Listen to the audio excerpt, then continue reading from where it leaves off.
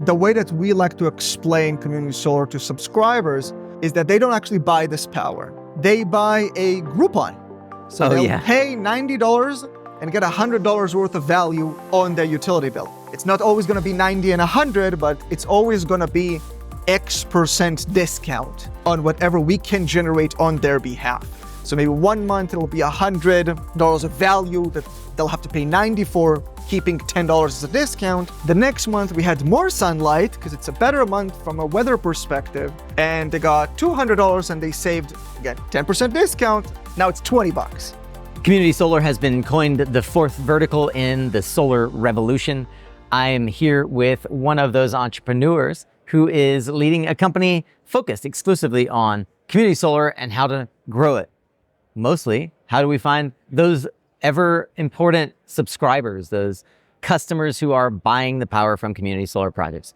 My name's Nico Johnson. I'm your host here at the Suncast Media Zone live at Midwest Solar Expo. The Media Zone is brought to you by Solar Simplified. I'm joined by Aviv Shalgi, the CEO of Solar Simplified. Thank you for partnering with us on the stage, as well as joining us here to talk about how the community solar sector is evolving. Good to see you. Of course. Thank you for having me. So I mentioned that there are different players and the market is in this process of maturing for community solar. One of the roles that I feel like is less understood, maybe the least understood, is the role of the aggregator. It's a term that I hadn't heard until maybe about a year ago. Help us understand, what is an aggregator with regards to community solar? I mean, you can think of all of the aggregators as a nice name that encompasses everything related to subscribers. So we aggregate projects, community solar projects on the one side, we aggregate subscribers on the other side, and we try to mix and match the two to make sure that everything is working correctly for everybody's benefit. And so, we come in usually after the developers already found the land, got the permits, figured out they're going to build the project. And before the project is actually getting built, partner up with developers to figure out who are the right subscribers: residential, mass market, low income, small commercial, mom and pop shops, large commercial, whatever it is, depending on the regulatory environment where that actual product is going to get built in, and then actually execute on that plan, promoting the project to subscribers, getting them to sign up, making sure that it's simple for the subscribers to sign up. That's why we chose the name Solar Simplified. Have them go through that process, match them to the right project, and at the end, making sure that the actual savings show up on their bill on a monthly basis. So your job is to go out and find customers for the developers who are building these solar projects. All the electrons coming from these solar projects need people to buy those electrons. Do these subscribers really understand what they're signing up for? I would hope so. That's my goal. Obviously, I mean, different people will have different levels of interest. How deep do they want to go in understanding what's happening here? But in most markets, the way that we like to explain community solar to subscribers, which is legally correct as well, is that they don't actually buy this power. They buy a Groupon. So they'll pay $90 and get $100 worth of value on their utility bill. Now, it's not always going to be 90 and 100, but it's always going to be X% discount on whatever we can generate on their behalf. So maybe 1 month it'll be $100 of value that they'll have to pay 90 for, keeping $10 as a discount. The next month we had more sunlight because it's a better month from a weather perspective, and they got $200 and they saved, again, 10% discount. Now it's $20.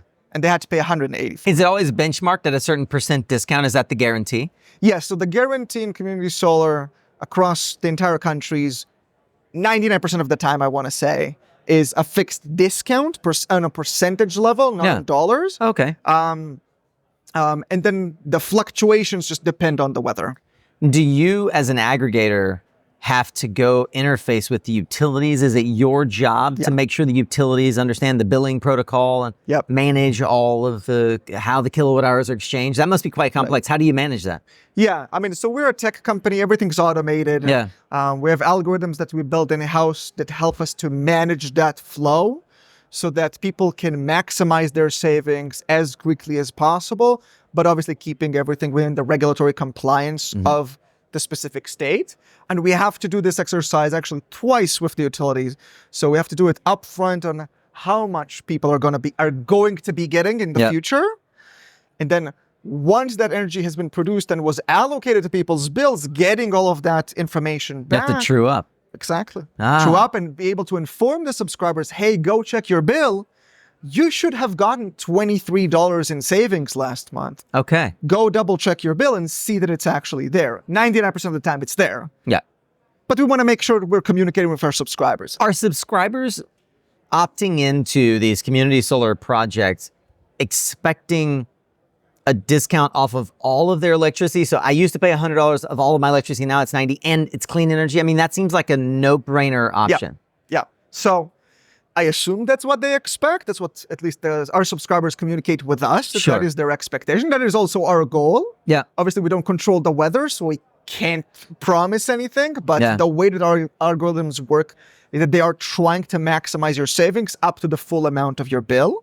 But yes, it's a lot of back and forth and making sure that people understand what they're signing up for, remember what they signed up for after a couple of months, because some of the utilities are slow. Yeah. Things take a while. So yeah, it's a lot of communication back and forth and a bunch of really smart tech people and algorithm people behind the scenes to make sure it's actually working well. I think what's fascinating is that most consumers probably would not assume that by opting into clean energy, solar energy, they're going to pay less. And what it says is two-part. One, we are still doing a relatively poor job of educating those consumers. Correct. That two, we have a power plant that now is below the generation cost of traditional fossil fuels. Correct. And that's the only way we can offer it, is that we're actually producing power at less than the alternative cost, which is, we used to be the alternative, but now fossil fuel is the alternative cost, and it's higher, which is why we can guarantee this product. I feel like that should engender a sense of trust and relationship between you, the aggregator, and the consumer. I know that we will talk in a minute about how the developer relationship works, but I feel like there are times where I see, or I feel like I sense that aggregators are working on behalf of developers. Can you contrast that in terms of the trust relationship that the consumer should have for you as the aggregator? Right. So unfortunately, I think people have heard in this country a lot about green energy and solar and hydro and wind and all sorts of stuff from so many different angles that they get confused. And so that trust in many places around the country has actually been broken. We need to repair it and try to rebuild that trust, because unlike any other product that's out there right now in the country, this is a guaranteed savings product that is highly regulated by state governments, by the federal government, by so many different agencies that we literally cannot charge you more. Yeah. We have to give you that discount, and the utilities make sure that that discount is applied to your bill. Yeah. And so there should be trust. I think there isn't because of a lot of confusion. To your earlier point, as an industry, we have not done the best job at educating subscribers and educating the market on what we're offering. So that is a part of our job when we're going to talk to subscribers, because we want our subscribers to be there for as long as possible. We don't want to acquire subscribers all the time and mix and match. And so for us to be able to do that, we have to rebuild that trust with whoever it is that we're approaching in order to get them to sign up, basically. So let's turn from consumers to developers, because the folks that actually get these projects built are the developers you partner with necessarily. You partner with developers because they're generating those electrons and they're relying on you, the aggregator.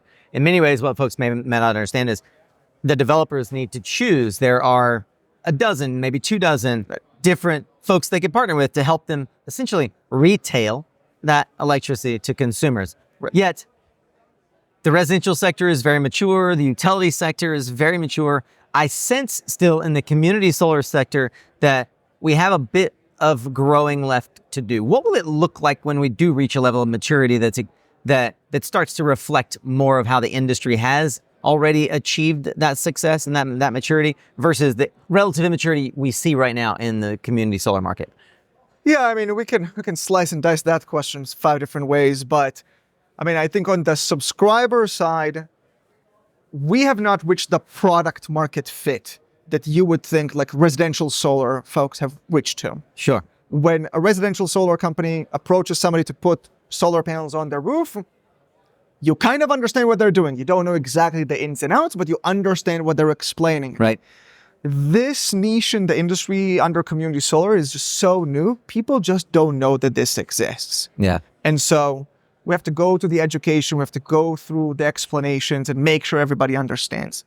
And then we also have that on the developer side. There's a lot of developers that don't know what's out there. Yeah.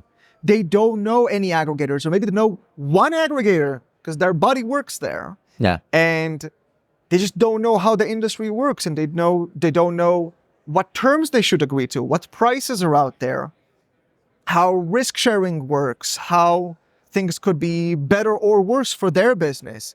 And now we're talking about developers, but there's usually an asset owner that buys it from the developer. There's a bank that loans a bunch of money, like a mortgage, to the asset. There's tax equity. There's so many different types of financial players behind the developer that we also, as an industry, have to kind of mature and get to a level where everything is kind of standardized. Yeah. And everybody's, I wouldn't say everything is the same, but everybody are playing in the same level that needs to be a much higher level, I think, than where we are right now. Yeah, you mentioned standardization.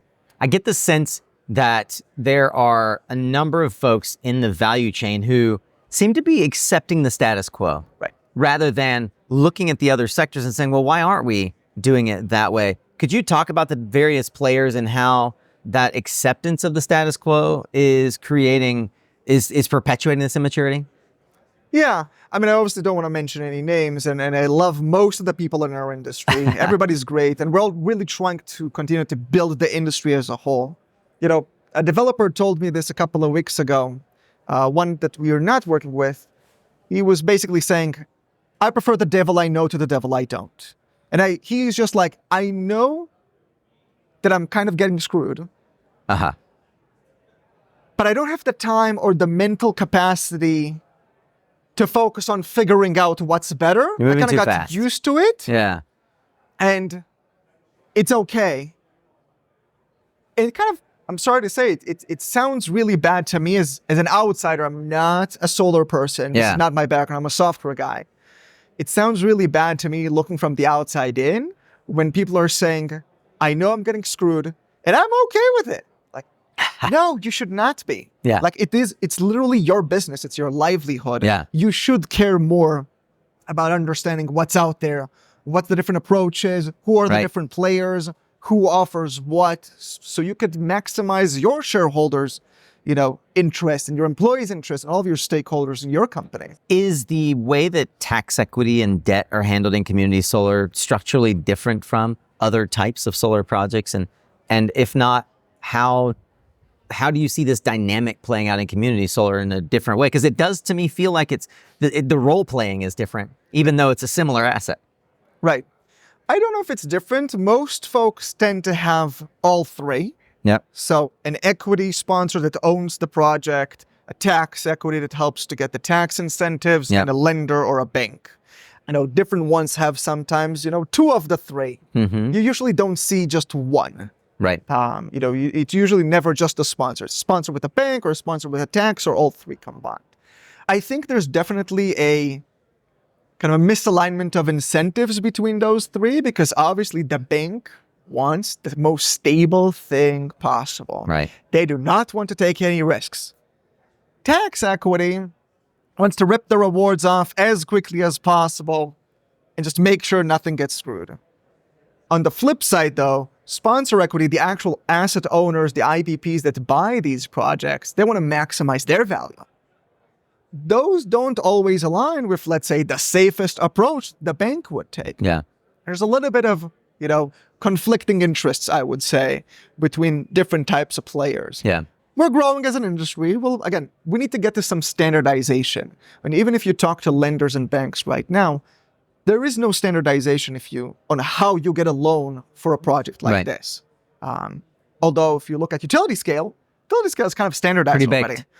But they've had 20, 30, 40 years extra to figure these things out. We're kind of all learning very, very fast as we go.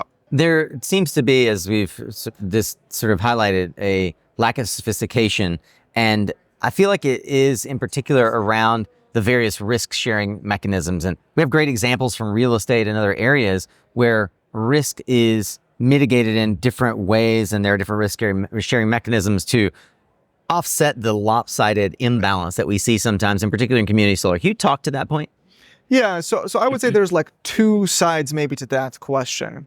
Let's maybe talk about the risk sharing in terms of, what we do with developers, for example, how we share our risk. If we're sitting right now in the lovely Hyatt Hotel here in Rosemont outside of Chicago. Hotels in general are not the name that you know on the door. There's a building owner, there's the name on the door, the brand, Marriott, Hyatt, Hilton, etc. There's the actual operator of this facility. Right. And they figured out over the past 100, 200 years how to share the risks. And so if the operator does something they're not supposed to be doing, or they're not keeping the performance as high as they're expected, they're going to have to compensate the building owner and the brand. Goes the same way with the brand doing the same, like causing an issue or something like that, where the operator can't do their job well. Same goes for the building owner. If the maintenance of the building is not up to standard, it's going to hurt everybody else's revenue. Yeah. They have to compensate each other. That doesn't really exist in community solar right now.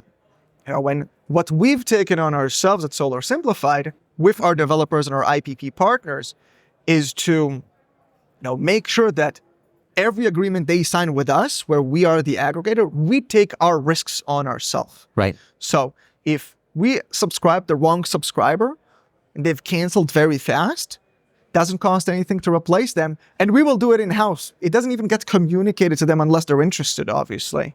Because if we messed up something, we want to make sure we make them whole as fast as possible. Same goes for collections. Let's say it's a utility that's not paying, not funneling the money on time. We are the face of that project with the subscribers, with the utility, with the local government, etc. We're going to be the ones who go and fight with the utility to get the payment, basically shielding the developer and the asset owner, especially the bank, which we talked about, doesn't want to deal with collections issues. Right. We'll be there to offset that payment, make them whole, and go and fight with whoever we need to fight with or to collect the money for that project. I guess it might be helpful to hear how other ways that it's done, because what I hear you saying seems completely reasonable, and it also makes me think like, well, the way that it's being done, somebody's getting screwed. Yeah, so unfortunately because it's a very new industry, we're less than 10 years old. Yeah. And actual projects being operated, I would say like 8-9 years, or like the longest tenured projects out there. So the way it's been going on right now is that developers and IPPs basically carry all of that risk. Most of my competitors, unfortunately, are kind of an outsourcing out. You want customer acquisition, that costs some money. You want management, that costs some extra. You want billing, that costs extra. Oh, and they don't do collections. Like if customers pay, great. Customers don't pay, or if utilities don't pay, Mr. Asset Owner, Mr. Developer, that's your side of the problem. That's not our side. Wow. We're just outsourcing. I think there's a pretty big imbalance in the risk where the developers actually end up paying for services, but if, let's say, that aggregator subscribed the wrong subscriber, the subscriber doesn't understand what they've signed up for, they're very quickly going to cancel, or they're definitely not going to pay for for the energy, those savings that they've signed up for. And the problem with that is that money that's not getting paid, or that very high churn, is going to cause more problems for the developer, because the developer gets to carry all of those risks and has to pay to acquire a new subscriber. They have to take the bad debt, the losses in collections, because most of us don't actually send collections people to go to people's house and get the money back. It almost sounds like the way lead generation has been done, right? But you pay for the lead. Whether they buy or not is not my problem. Exactly. Yeah. Exactly. How interesting. Well, it's wonderful to know that as the industry matures, folks like Solar Simplified are standing in the gap and saying, you know what? We see an imbalance here and the risk being shared. We're going to take some of that on. Thank you for illuminating us as well on this role that the aggregator plays. I do think that not only is it a crucial role because it is the energy retailer, but it's an often misunderstood role. And I feel like the aggregator is the one that while they do hold probably an outsized amount of power in the power imbalance, it's an underappreciated part of the necessary process, because community solar does have this interesting dynamic, like you said with this hotel, that you need someone to bring folks to stay in the hotel. Right.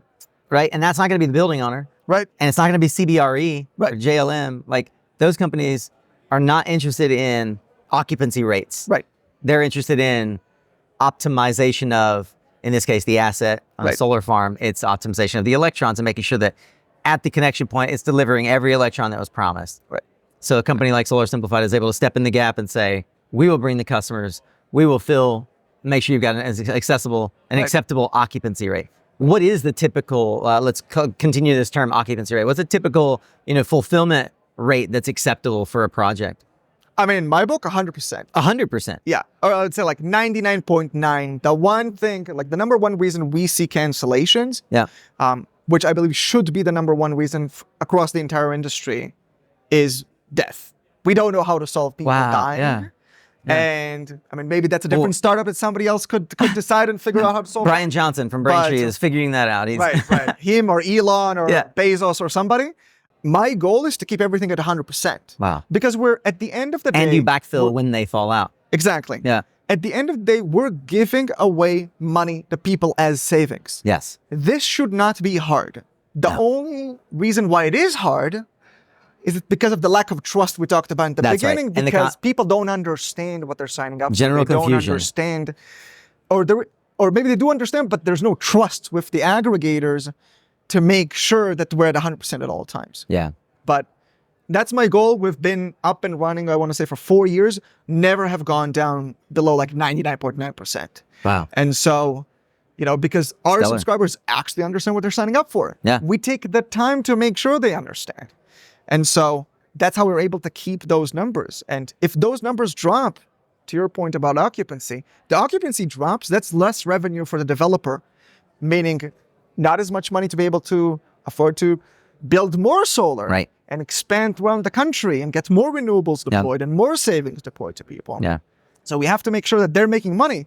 If they'll make money, we'll have a lot more community solar throughout the country. Fantastic. And that's what this partnership is all about. And that is Solar Simplified. I'm glad that we had a chance to dig deeper into how community solar works and the role of the aggregator. Aviv Shalgi is the CEO and founder of Solar Simplified. I'm Nico Johnson, your host here at the Suncast Media Zone live at Midwest Solar Expo, presented by Solar Simplified. Thank you for joining us today, Aviv. Thank you for having me.